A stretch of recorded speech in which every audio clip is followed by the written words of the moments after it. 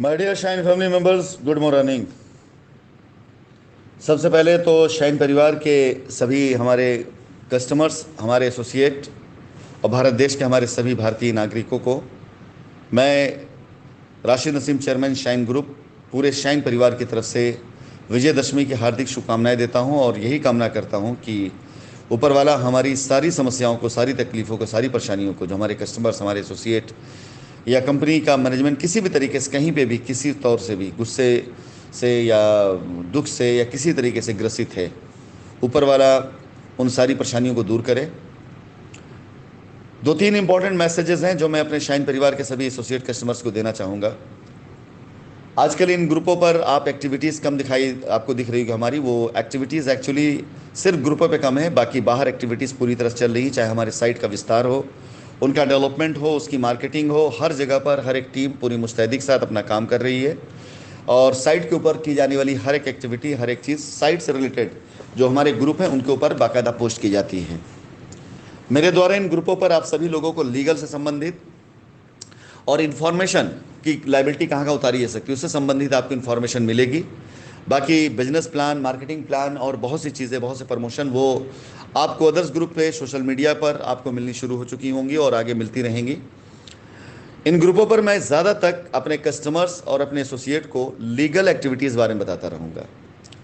Legality में कुछ चीज़ें मैं आपको बताना चाहूँगा जिससे आज का कस्टमर जो अपनी लाइबिलिटी ख़त्म करने जा रहा है वो भी, और वो कस्टमर जो लाइबिलिटी ख़त्म हो रही है वो भी, दोनों बहुत ध्यान समझेंगे। शाइन परिवार कहीं नहीं भागा हुआ था। शाइन परिवार को भगाने का एक जो हवा फैलाया गया, जो डर फैलाया गया, वो बातें अब समझ में आनी शुरू हो गई हैं कि उसके पीछे का असल में मकसद क्या था। जब डर पब्लिक के अंदर फैले और वो डर किसी को फ़ायदा देने लग जाए तो समझिए डर बड़ा ख़तरनाक है वो, और उसका नुकसान सिर्फ उन्हीं को होता है जो डरते हैं। शाइन परिवार का डर फैलाया गया, कंपनी भाग गई है, 60,000 करोड़ रुपए लेके भाग गई है, गबन करके भाग गई है, कंपनी लौट के नहीं आने वाली है। कस्टमर में एक डर फैलना शुरू हो गया। इस डर को कस्टमर के अंदर इस हद तक फैलाया गया कि कस्टमर को रियली लगने लग गया कि उसके साथ बड़ा चल हो गया। अब इस डर को कमर्शलाइज किया गया कि अगर आपको अपनी लाइबिलिटी ख़त्म करनी है तो कंपनी तो भाग गई है, आइए हमारी सेवाएं लीजिए। चाहे कंप्लेन करने के तौर पे हो, चाहे एफआईआर के तौर पे हो, पीआईएल के तौर पे हो, चाहे जैसे भी हो, आइए सेवाएं लीजिए आप हमारी। और उन सेवाओं को लेने के प्रति आपने लोगों को फ़ायदा कमाया। तो जैसे होता नहीं कि बाज़ार में कुछ जादूगर किस्म के लोग होते हैं जो तमाशा दिखाते हैं और ये बोलते हैं कि अगर तुमने चढ़ावा नहीं चढ़ाया, अगर तुमने इतना दान दक्षिणा नहीं दी तो तुम्हें खून की उल्टी होगी, रास्ते में चक्कर आ जाएगा, तुम्हारे फला को। तो ये एक वही वाला डर था जिस डर को लोगों ने कैश किया। फिलहाल ये घटना बीत चुकी है, मैं सामने आ चुका हूँ और आप सभी लोगों के बीच में रह करके उस डर की राजनीति को ख़त्म भी करूँगा मैं। लेकिन कुछ इंपॉर्टेंट चीज़ मैं बताना चाहूँगा। जैसे आप पहले फंसे थे ना, वैसे दोबारा मत फंसिए, गलती मत करिएगा।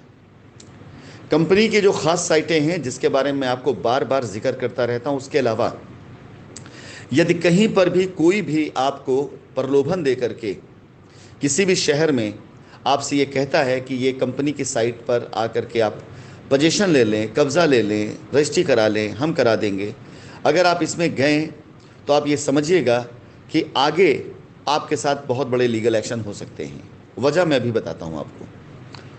कंपनी के द्वारा दिए गए जो भी सहूलियतें हैं, जो भी सुविधाएं आज जिन साइटों पे दी जा रही है, उन साइटों पर ही कंपनी अपनी लाइबिलिटी ख़त्म करने का, और लाइबिलिटी ख़त्म करने के साथ साथ कंपनी खड़ा करने का प्रयास कर रही है। इस प्रयास में काफ़ी लोगों का सहयोग और सपोर्ट मिल रहा है जो लीगल तरीके से जानते हैं कि कंपनी को कैसे खड़ा करना है, वो साथ में कंपनी खड़े हैं। ऐसे सभी एसोसिएट के पीछे बैकअप बनकर मैं खड़ा हूँ, चाहे उनकी साइट विजिट्स हों, चाहे उनका किसी प्रकार का कोई भी दुख तकलीफ हो, मैं उनके साथ खड़ा हूँ। और वो लोगों को महसूस भी हो रहा है, लोग कर भी रहे हैं।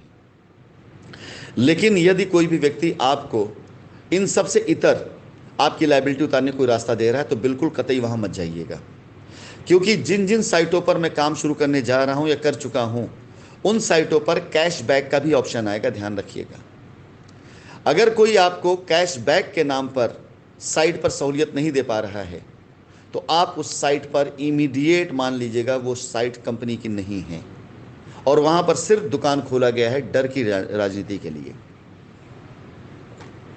कुछ छोटे शहरों में कंपनी अपनी कुछ पुरानी साइटों पर और कुछ ऐसी साइटों पर जो साइटें सस्ती हैं, जो साइटें 500 रुपये उससे नीचे की हैं, उन साइटों पर कंपनी आप लोगों के लिए बहुत अच्छा और शानदार लायबिलिटी उतारने के लिए ईएमआई प्लान भी ला रही है। ऐसे ईएमआई प्लान जिसके अंदर आपको एक साथ पैसा नहीं देना होगा, बल्कि हर मास आप पैसा चुका करके अपनी लायबिलिटी ख़त्म कर सकते हैं। किसी माह अगर आपके साथ कहीं कुछ अप एंड डाउन होता है तो कंपनी आपका साथ देगी वहाँ पर। यानी आपकी लायबिलिटी उतारने के लिए हम किसी प्रकार से आपको किसी भी तकलीफ में नहीं आने देंगे। फॉर एग्जाम्पल, अगर कंपनी किसी साइट पर आपको सिर्फ मात्र 20,000 रुपया या 25,000 रुपये प्रति माह, यानी अगर आपकी जो डाउन पेमेंट की वैल्यू अगर 1,00,000 रुपए की है तो 25,000 रुपये, 20,000 रुपये, 15,000 रुपये जो भी किस्तें रखेगी, अगर 6 माह की किस्त भी कंपनी रखती है तो 6 माह तक आप इस पैसे को डिवाइड करके पैसा दे सकते हैं। उसके लिए आपको इकट्ठा पैसा देने की कोई आवश्यकता नहीं है। ये सारी ज़मीनें कंपनी अपनी कैपेसिटी के हिसाब से ख़रीदते हुए चल रही है और उन ज़मीनों को कंपनी जिसे ख़रीद रही है उस पर कंपनी इंतज़ार कर लेगी कि 2 महीने, 3 महीने, 4 महीने, 6 महीने लग जाए, लेकिन कंपनी के कस्टमर्स अपने आप सिक्योर समझ लें। भले ही कंपनी का जो उसके अंदर डेवलपमेंट का पैसा है वो निकलने में समय लग जाए, चलेगा, लेकिन कस्टमर्स को कहीं कोई असुविधा ना होने पाए।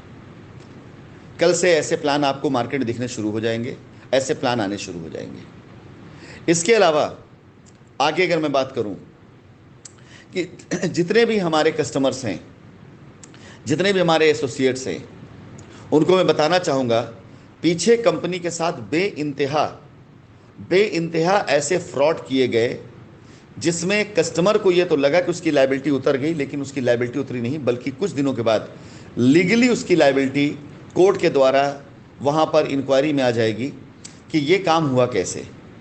जैसा कि अभी आपको पता चला होगा कुछ समय पहले कि फर्जी दस्तावेज बना करके कुछ लोगों ने बेल तक करा ली है। फर्जी दस्तावेज बनाकर कुछ लोगों ने रजिस्ट्री तक करा ली है। फर्जी दस्तावेज बनाकर कुछ लोगों ने कंपनी के नाम पर ज़मीनें बेच डाली है। ऐसे सारी रजिस्ट्रियाँ, ऐसे सारे केस बहुत जल्दी माननीय न्यायालय के द्वारा इंक्वायरी पे आने जा रहे हैं। हम इन सारे केस की एक लिस्ट बना करके माननीय न्यायालय में डालने जा रहे हैं कि साथ ही साथ इसकी भी जांच कराई जाए। जैसे आज EOW या serious fraud investigation unit SFIU या ED के द्वारा जो जांच की जा रही है कि पैसे कहाँ गए, तो मैं तो आपको सच बता दूं कि वो सारे ब्यौरे बड़ी आसानी से मिल जाएंगे अगर सिर्फ उन्हीं पैसों की जांच की जाए जो पैसे कंपनी के पास अकाउंट में आए हैं या जो कंपनी अकाउंट से गए हैं।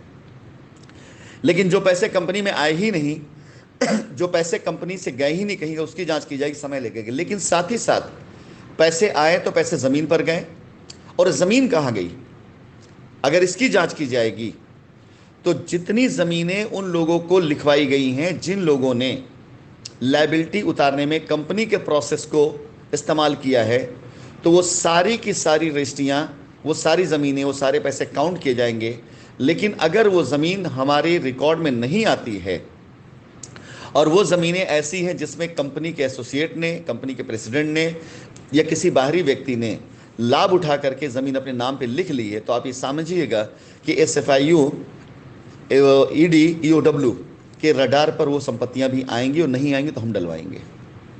ऐसी हर एक ज़मीन जो कंपनी के पैसे से खरीदी गई थी, ऐसी हर एक ज़मीन जिसके किसान को कंपनी ने पैसा दिया था, ऐसी हर एक ज़मीन जो कंपनी की लायबिलिटी के नाम पर लोगों ने फ्रॉड करके बेचा है, वो सारी की सारी ज़मीन अगर कंपनी के दस्तावेज में, कंपनी रिकॉर्ड में नहीं आएगी, कंपनी के वकील के द्वारा नहीं पेश की जाएगी, तो ऐसी बची सारी ज़मीनों की जांच की हम मांग करेंगे। और वो सारी की सारी ज़मीनें चाहे कस्टमर की रजिस्ट्री हो चुकी हो, चाहे जिस तौर पर, यदि वो कंपनी के रिकॉर्ड में नहीं है तो ये मान चलिएगा रजिस्ट्री करने वाले, रजिस्ट्री लेने वाले हर एक व्यक्ति को इसमें दोषी पाया जाएगा। और ये हम बाकायदा एफिडेविट देकर कोर्ट में आएंगे। तो मैं शाइन परिवार के आएगा जो शाइन के नाम पर आपकी रजिस्ट्री पहले करा चुका हो और आज आपसे झूठ बोल रहा हो, आप उससे इसका कानूनी रास्ता मांगिएगा, इसका कानूनी हल मांगिएगा। कल एक वॉइस नोट मैंने डाली थी जिसमें मैंने आपसे कहा था कि कुछ लोग ऐसे हैं जिन्होंने इससे पहले मुझसे बातें करी थी लायबिलिटी ख़त्म करने के लिए, और वो PIL में थे। मेरा संदेश हर किसी के लिए है, मेरा संदेश हर किसी के लिए एक तौर पर है कि अगर आप लीगल से हट करके, यकीनन लीगल से हट कर अगर आप चाहते हैं कंपनी आपको रास्ता दे, तो आप लीगल से हट करके आइए और आकर कंपनी से बात करिए। हम पूरी तरह से आपको रास्ता देंगे, लेकिन अगर आप लीगल में रहते हुए उसी काम करना चाहते हैं तो माय डियर